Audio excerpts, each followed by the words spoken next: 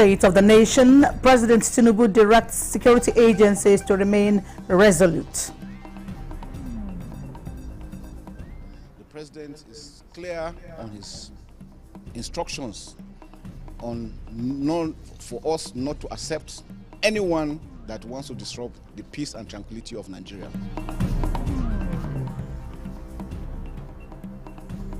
House of Representatives dissolves Joint Committee investigating importation of adulterated petroleum products into Nigeria.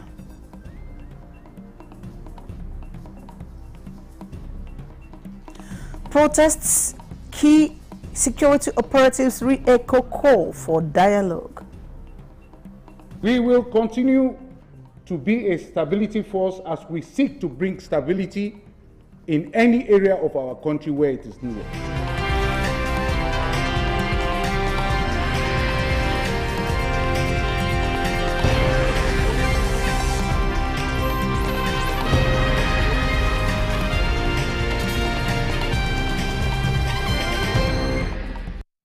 Hello and welcome to the news at 11 on Nta News 24. We're live in Abuja. I'm Nancy Godi Angoniho. The news in full. President Bola Tinubu has directed security agencies to remain resolute and stand against any individual or group of persons trying to undermine the sovereignty of the country. This was at an emergency security meeting held at the State House. Let's hear it all from our State House correspondent, Musbaud and Wahab. Yes, the service chiefs and other heads of security agencies arrived State House this Monday afternoon, barely 2 weeks after an earlier routine meeting with Mr. President. The President actually suspended the Federal Executive Council meeting slated for this Monday earlier for something that apparently appears more pressing. And the meeting lasted for more than 2 hours behind closed doors with Mr. President and as well as the Vice President Kashim Shettima. And after the meeting, the Chief of Defense Staff, General Christopher Musa, briefed State House correspondent talking about what transpired behind closed doors, and it was basically to appraise the security situation in the country going by the protest, the nationwide protest in town.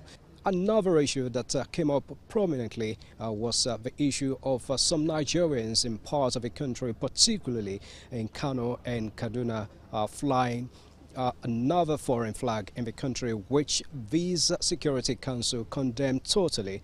Let's take a listen to the Chief of Defense Staff. For those of them flying flags, if you see a lot of them are kids being pushed to do that. We're following up with those ones that are sponsoring them, those that are pushing them, because you know the flags were also made. We identified those areas and we're going to take serious action against that.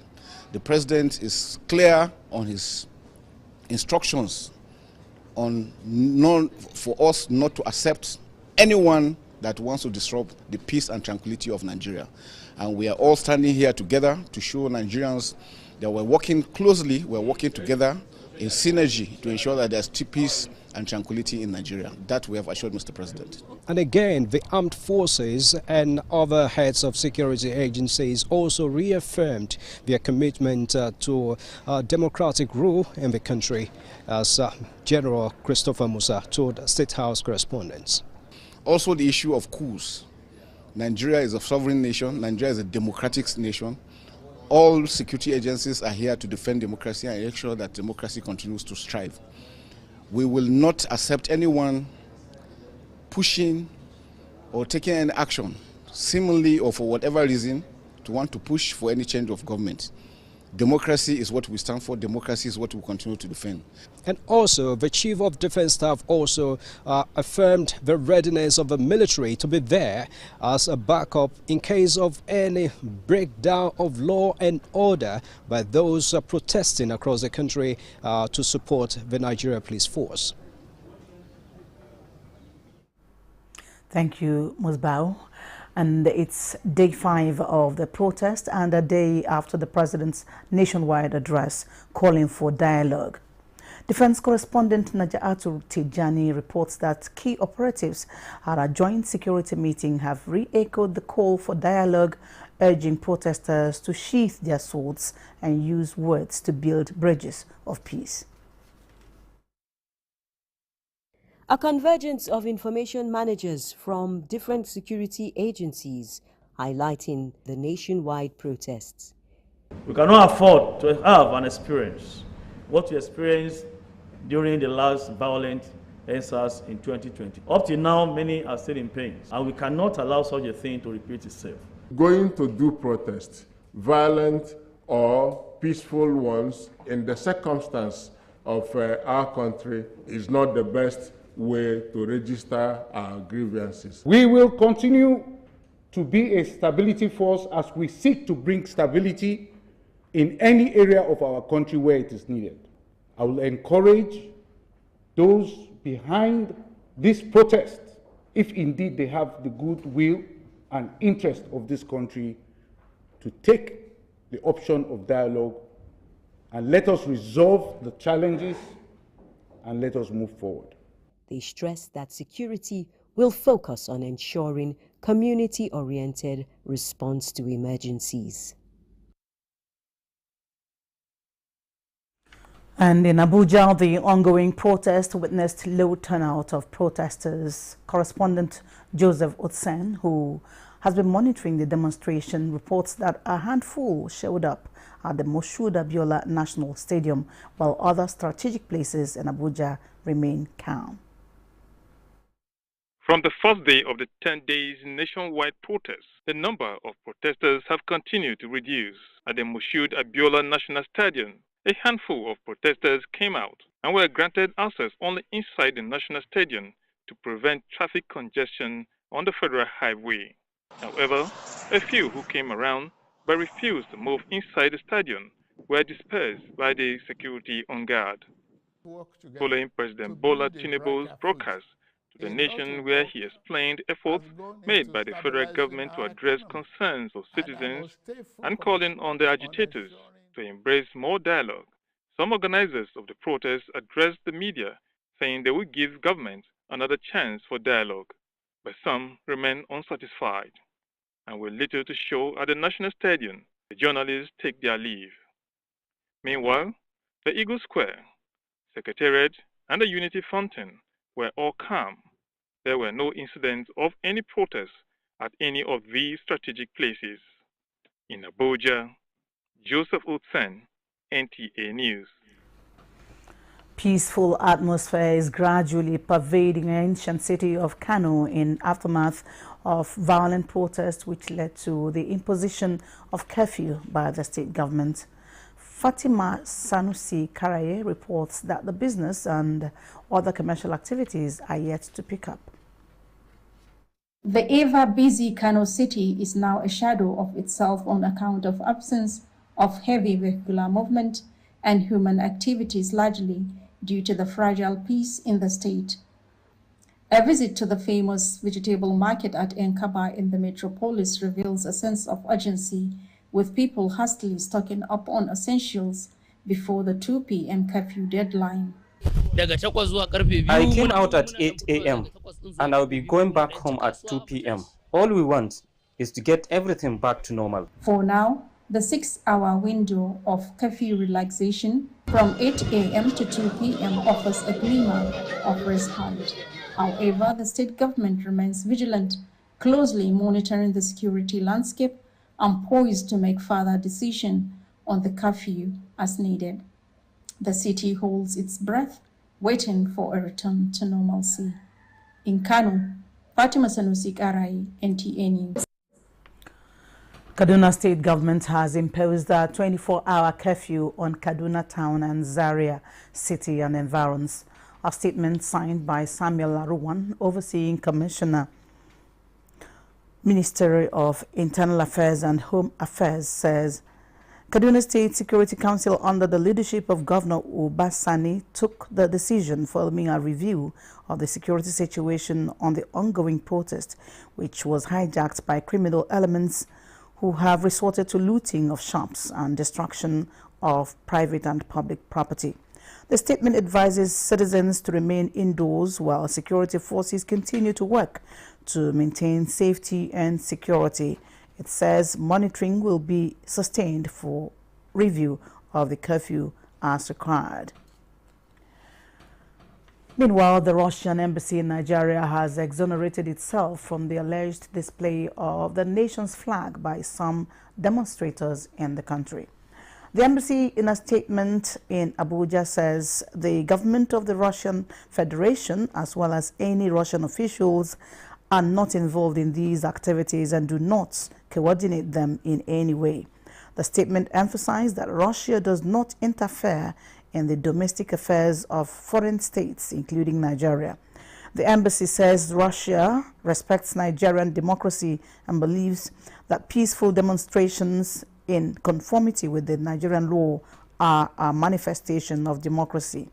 It further declares that the intentions of some protesters to wave Russian flags are personal choices of individuals, and they do not reflect any official position or policy of the Russian government in the issue. President Bola Tinubu's nationwide broadcast has been applauded as conveying the message of an empathetic democratic leader who identifies with the yearnings of his people, irrespective of differences. Guests on Good Morning Nigeria are emphatic that his broadcast is also indicative of his determination to enshrine good governance, unlock the economy, and maintain an indivisible, strong nation. Lydia Sampson reports. The guests recalled how in the past, some Nigerian leaders had allegedly reeled out vindictive broadcasts during past protests. They say the difference is clear, as President Bola Tinubu in his broadcast is not only setting a template for sustainable dialogue and engagement, but itemized what the administration has been doing towards resetting the economy. They should now couple up a leadership structure and take the offer for dialogue. These people, their credibility matters a lot. Will they be able to be very honest? And of course, they must be very as close to the president as possible, such that the people who are dialoguing with them know that the president will get to know the outcome of the dialogue, and if it requires certain action. With 97% debt reduced to 68%, as well as other laudable government policies targeting increasing shared prosperity, they believe it is time for genuine protesters to call off the protests for structured engagement with government through dialogue. Apart from the fact that a lot of money is coming into the economy in order to address developmental challenges, the president has brought the debt service to revenue from about 97% to about 68%. So essentially, rebuilding the economy means that in the interim, there will be pains. But as we go along, these pains will be relieved, will be addressed as much as possible. This can only be done, again, through constructive engagement, and I would recommend that labor should be consciously cultivated by the federal government or vice versa, so provide platform to meet with civil society in a manner in which this good laudable vision of the president will be translated to good governance. Has condemned what played out as organized violence, thuggery, and outright lawlessness in some parts of the country, negating the hitherto peaceful protests.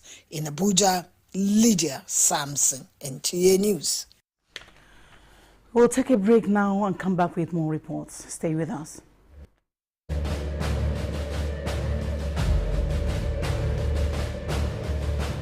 Our administration has shown its commitment to the youth by setting up the student loan scheme. To date, 45.6 billion has already been processed for payment to students and their respective institutions. I encourage more of our vibrant youth population to take advantage of this opportunity. We established the Consumer Credit Corporation with over 200 billion to help Nigeria to acquire essential products without the need for immediate cash payment, making life easier for millions of households. This will consequently reduce corruption and eliminate cash and opaque transactions. This week, I ordered the release of an additional 50 billion naira, each for NEL Fund, the student loan, and credit corporation for the proceeds of crime recovered by the EFCC. Additionally, we have secured $620 million under the Digital and Creative Enterprises, IDICE, a program to empower our young people, creating millions of IT and technical jobs that will make them globally competitive.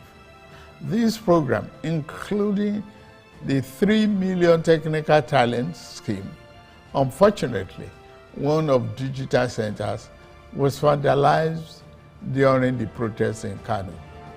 What a shame.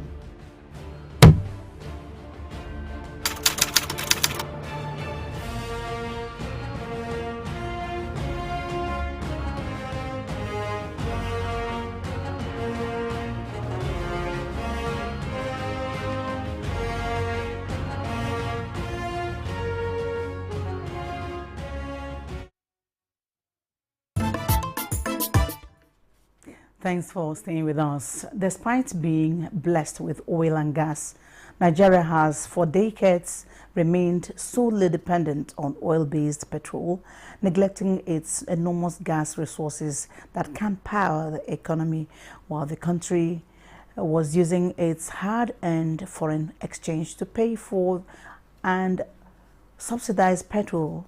President Bola Tinubu came on board with the resolve to changing the narrative and deepening gas utilization. Again, Lydia Sampson reports.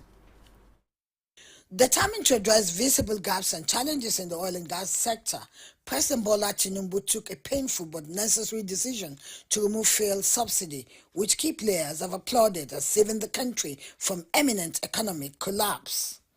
These actions blocked the greed and the profits that smugglers and others made. Also blocked were the undue subsidies extended to neighboring countries to the detriment of the Nigerian people, rendering the economy prostrate.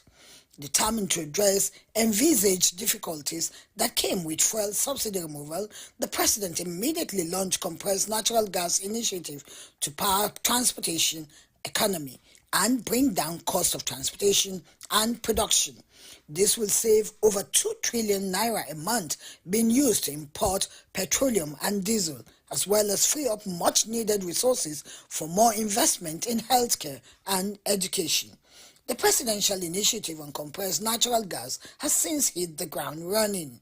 We've identified 123 conversions workshops. Our goal, if you remember when we launched this last year, was that we should have 100 by the end of this year. But just in the month of July, we've already identified 123.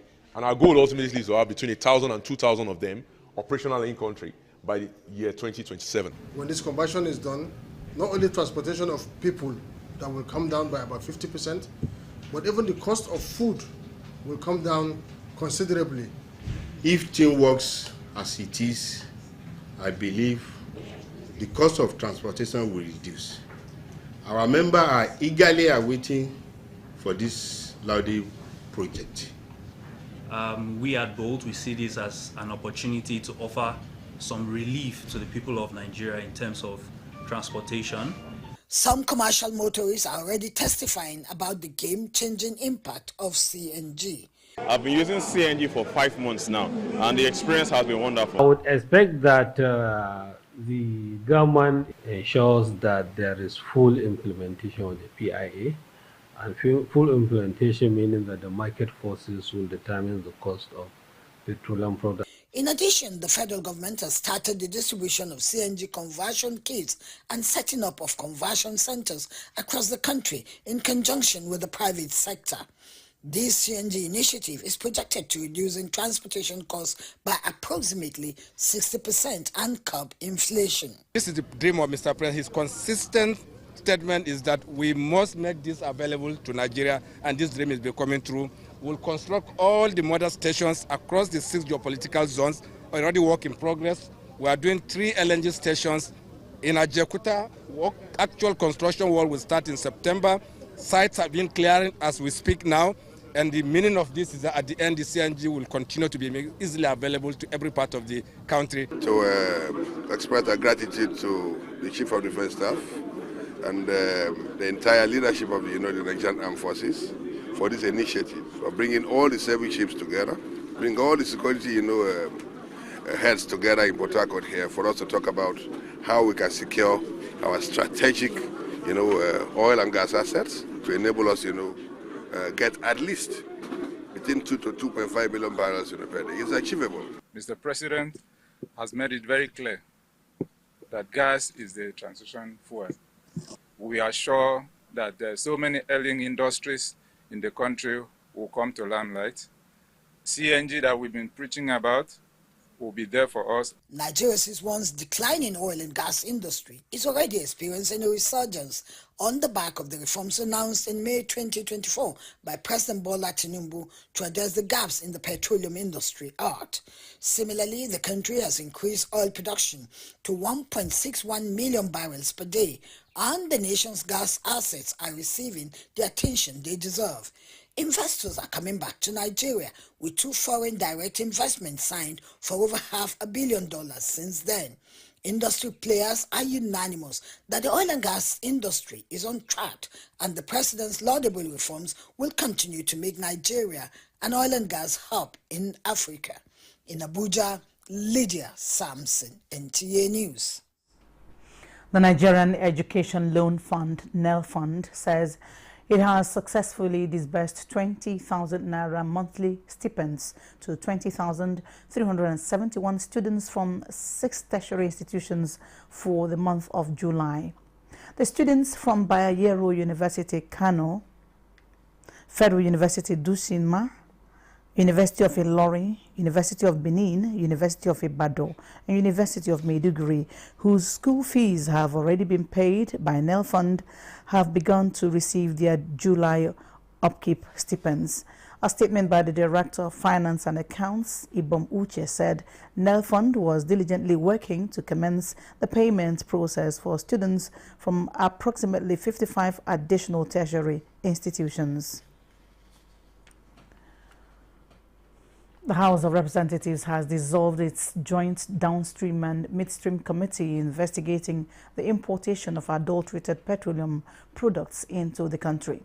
Part of the mandate of the ad hoc committee constituted by the House on the 9th of July 2024 was to investigate the non-availability of crude oil for domestic refineries, the resurgence of fuel queues, and other critical energy security issues. Announcing the dissolution of the committee, House spokesman Aki Rotimi says a new one will be constituted in a bid to guarantee the independence of the investigation.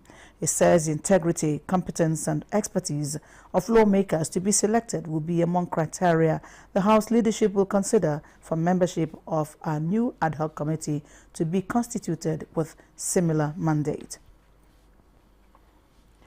Personal Assistant to the President on Constituency Affairs, Khadijat Omotayo Karim, has paid an on-the-spot visit to some of the infrastructure attacked and destroyed by protesters in Kano. The tour of the attacked facilities commenced from Nigerian Communications Commission NCC's Digital Industrial Park in Kano, already due for inauguration, which was totally vandalized and looted by the protesters, after which she inspected the Court of Appeal and the High Court, where protesters also set ablaze several public and government vehicles parked in the premises and destroyed documents belonging to the court. Apart from the Coronation Hall, which was also attacked by the protesters, several other infrastructure were vandalized and looted. We saw so many riots, protests in Kano, but for the first time, judiciary or High Court in particular was attacked. We are most grateful to Mr. President for sending his SA to come and inspect. Worried by the level of the damage caused by the irate protesters and the havoc wreaked, the president's aide believes destroying public infrastructure are inimical to the renewed hope agenda, describing it as a setback for the present administration. Nigeria, we are pushing, we want a better future, we want the growth of economy that works for all.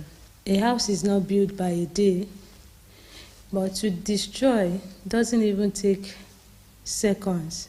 The National Industrial Park that was supposed to be commissioned next week, the place is total damage. Are we saying that we are protesting to damage our future?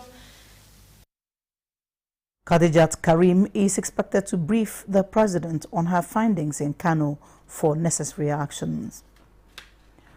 Kogi State government has confirmed that 2 of its officials have honored the invitation of the Economic and Financial Crimes Commission (EFCC).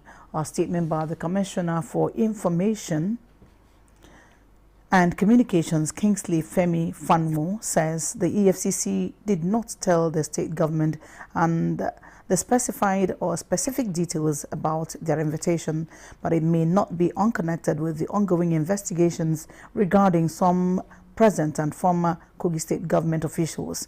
It says the 2 officials reported as law-abiding citizens of Nigeria to further demonstrate that the government of Kogi State has nothing to hide and will always open its books to lawful investigations.